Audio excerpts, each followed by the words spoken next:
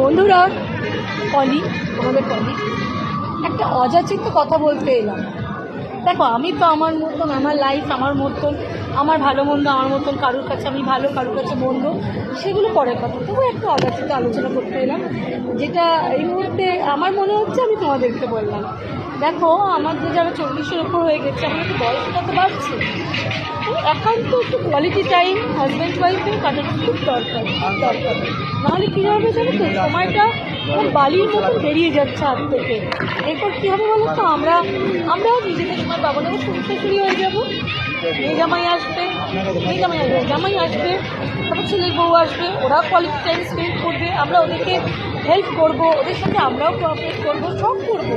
But আমাদের এই সময়টা আর চলে যাচ্ছে, আর পারবো না। এখন তো হাতে ব্যথা হয়, জানো তো, বাত হয়েছে, হাতে ব্যথা হয়, বাসে উঠতে গেলে আমার ডান পাটা হাঁটুটা আটকায়। যতই সেজে গুছে, দেখো সেজে গুছে মেকআপ করি না কেন, তাই বয়স তো হয়েছে, বয়সের টাকা তোমাকে মারবে।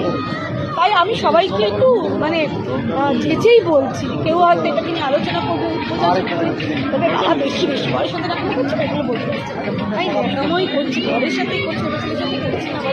তো আমি চাই আমাদের মধ্যে, আমার বয়সী মেয়েরা সবাই হাজব্যান্ডের সাথে এই টাইমটা না তো কাটিয়ে নাও, কারণ এই টাইমটা আসবে না, এই টাইমটা আর আসবে না। ক্যামেরা